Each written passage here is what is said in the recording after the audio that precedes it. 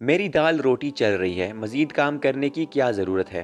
اس نے میری آنکھوں میں جھانکنا شروع کر دیا۔ میں نے ایک لمبا سانس لیا اور اس سے پوچھا، کام کا دال روٹی کے ساتھ کیا تعلق ہے؟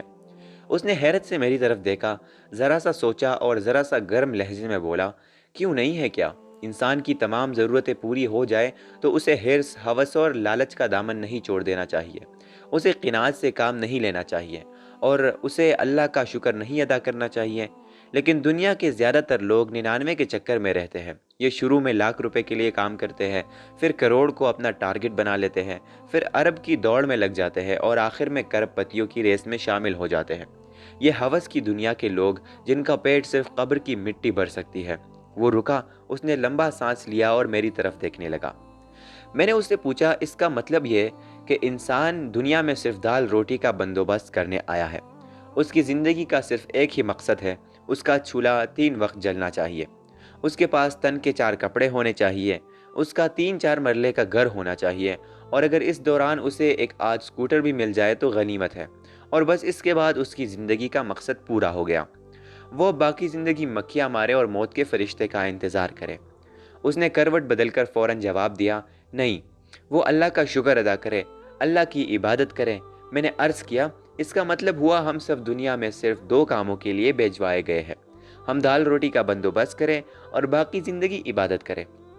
اس نے ہاں میں سر ہلا دیا۔ میں نے عرض کیا، لیکن اللہ سبحانہ و تعالیٰ نے ان 2 کاموں کے لیے دوسری مخلوقات بنا دی تھی۔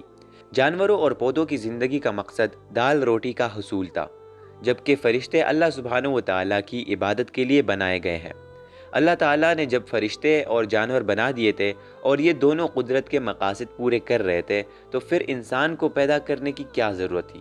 وہ بے بس ہو گیا اور بے بسی کے عالم میں میری طرف دیکھنے لگا۔ میں تھوڑی دیر اس کی کیفیت سے لطف لیتا رہا اور پھر میں نے اس سے عرض کیا، ہمارے 2 مسئلے ہیں۔ ایک، ہم لوگ دولت اور کام کے بارے میں غلط تصورات کے شکار ہیں۔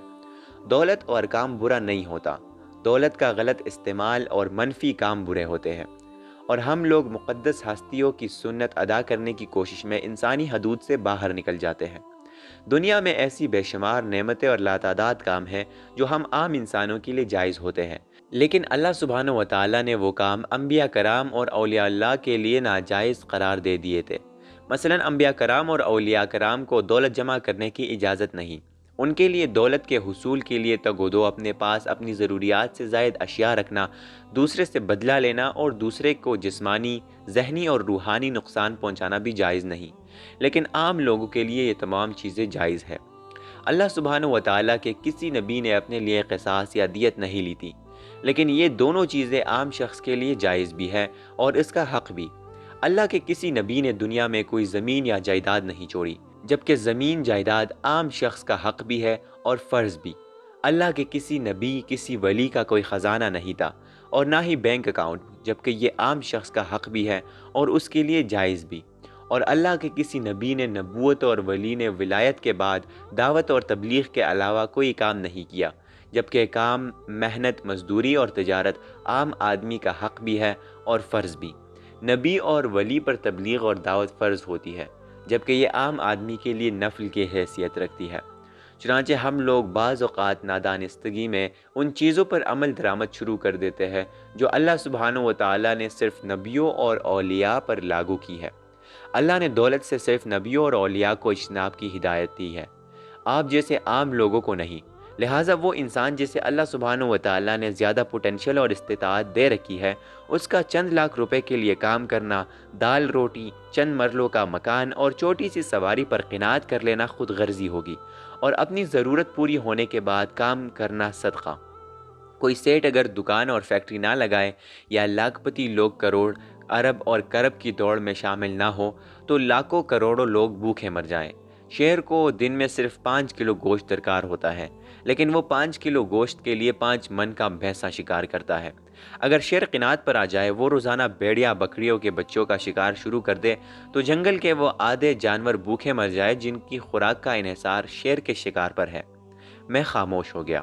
وہ تھوڑی دیر تک میری طرف دیکھتا رہا اور اس کے بعد بولا، اللہ سبحانہ و تعالیٰ نے پھر قارون کو برا کیوں کہا تھا؟ میں نے مسکرا کر جواب دیا، اس لیے کہ قارون نے انویسٹمنٹ کے بجائے ڈپازٹ کو پالیسی بنا لیا تھا۔ اس نے دولت جمع کی تھی، اور اللہ سبحانہ و تعالیٰ دولت جمع کرنے والوں کو پسند نہیں کرتا۔ وہ سرمایہ کاری سرمایہ کو آگے پھیلانے، دولت کو تقسیم کرنے، ایک دکان کے بعد دوسری دکان، ایک فیکٹری کے بعد دوسری فیکٹری اور ایک کمپنی کے بعد دوسری کمپنی بنانے والوں کو پسند کرتا ہے، اور اس نے اس میں برکت بھی رکھی ہے۔ تم یقین کرو، کام کا معاوضے کے ساتھ کوئی تعلق نہیں ہوتا۔ دنیا کے جو لوگ معاوضے کے لیے کام کرتے ہیں وہ خود غرض اور لالچی ہوتے ہیں، اور اللہ انہیں پسند نہیں کرتا۔ اللہ سبحانہ و تعالیٰ ان لوگوں کو برکت سے نوازتا ہے جو ضرورت نہ ہونے کے باوجود کام کرتے ہیں۔ تم اس تھیوری کو ایک دوسرے زاویے سے بھی دیکھو۔ نبی اکرم صلی اللہ علیہ وسلم نے مکہ کے لوگوں کو اسلام کی دعوت دی تو انہوں نے کیا جواب دیا؟ انہوں نے کہا تھا، اللہ سبحانہ و تعالیٰ نے تمہیں نبی کیوں بنایا؟ کیا اللہ کو قریش کا وہ سردار نظر نہیں آیا جن کے پاس روپے پیسے بھی ہے، ان کے پاس طاقت بھی ہے، وجاہت بھی، ناموری بھی اور بزرگی بھی؟ یہ لوگ حیران تھے کہ اللہ سبحانہ و تعالیٰ نے نعوذ باللہ ایک غریب، یتیم اور بے آسرا شخص کو نبی کیوں بنا دیا۔ اسی طرح جب نبی اکرم صلی اللہ علیہ وسلم دعوت دینے کے لیے طائف تشریف لے گئے تو طائف کے سردار عبد یالیل نے آپ صلی اللہ علیہ وسلم پر اعتراض کیا کہ اللہ سبحانہ و تعالیٰ نے تمہیں یعنی آپ صلی اللہ علیہ وسلم کو نبی بناتے ہوئے آپ صلی اللہ علیہ وسلم میں کیا دیکھا تھا؟ تمہارے یعنی آپ صلی اللہ علیہ وسلم کے پاس تو سواری کے لیے گدھا تک نہیں ہے۔ آپ ملاحظہ کیجئے، طائف اور مکہ کے لوگ ایک غریب شخص کو نبی تک تسلیم کرنے کے لیے تیار نہیں تھے۔ انہیں اللہ اور اللہ کے رسول صلی اللہ علیہ وسلم کے پیغام پر اتنا اعتراض نہیں تھا جتنا انہیں رسول اللہ صلی اللہ علیہ وسلم کی غربت، یتیمی اور مفلسی پر اعتراض تھا۔ آپ اب اس کے بعد اسلام کی جد و جہد کا مطالعہ بھی کیجیے اور یہ دیکھیے اسلام 6 براعظموں تک کب پھیلا تھا۔ یہ اس وقت پھیلا تھا جب حضرت عمر فاروق رضی اللہ عنہ کے دور میں مسلمان طاقت، وجاہت، دولت اور اثر رسوخ میں دوسری قوموں سے آگے نکل گئے تھے اور ان کے پاس دنیا کی بیسٹ پروڈکٹس تھی۔ وہ خاموشی سے سنتا رہا۔ میں نے عرض کیا، تمہیں معلوم ہے امیر تیمور کو امیر تیمور کس نے بنایا تھا؟ اس نے انکار میں سر ہلا دیا۔ میں نے عرض کیا، امیر تیمور ایک عام اور غریب شخص تھا، لیکن پھر اس نے سعدی شیرازی کا ایک فقرہ پڑھا۔ سعدی شیرازی نے لکھا، انسان کو دنیا میں بے تحاشا علم حاصل کرنا چاہیے اور بے انتہا دولت کمانی چاہیے۔ سعدی شیرازی کا کہنا تھا، انسان کو دولت اس لیے جمع کرنی چاہیے کہ دنیا پرست لوگ آپ کو حقیر سمجھ کر مسترد نہ کر سکیں، اور علم اس لیے حاصل کرنا چاہیے کہ آپ خود کو عالموں میں کمتر محسوس نہ کریں۔ امیر تیمور نے یہ فقرہ پڑھا اور علم اور دولت کی تلاش میں نکل کھڑا ہوا۔ اس نے زندگی میں 54 ممالک فتح کیے اور تیمور دی گریٹ کہلایا۔ اس نے جو ملک، جو شہر فتح کیا، اس نے اس کی ساری آبادی کو قتل کر دیا اور شہر جلا کر راکھ کر دیا۔ لیکن جب وہ شیراز پہنچا تو اس نے سعدی شیرازی کے ایک فقرے کے صدقے پورے شہر کو امان دے دی۔ میں رکا اور اس سے عرض کیا، تم پوری دنیا پر نظر ڈالو، تمہیں ہر وہ خاندان، وہ معاشرہ اور وہ ملک ترقی کرتا نظر آئے گا جس میں علم اور دولت ساتھ ساتھ چلتے ہیں، اور ہر وہ ملک جس نے دولت یا علم کسی ایک چیز کو بنیاد بنا کر آگے بڑھنے کی کوشش کی، وہ ترقی کی دوڑ میں مار کھا گیا۔ چنانچہ دولت اور کام کو کبھی برا نہ سمجھو، یہ قوموں اور انسانوں کی عزت کا باعث ہے اور یہ انسانوں کو عزت دیتی ہے۔ تم صرف اس کے استعمال کو جائز اور درست رکھو۔ ناظرین، امید کرتے ہیں کہ آپ کو اس کہانی سے ایک اچھا سبق حاصل ہوا ہوگا۔ والسلام علیکم ورحمۃ اللہ وبرکاتہ۔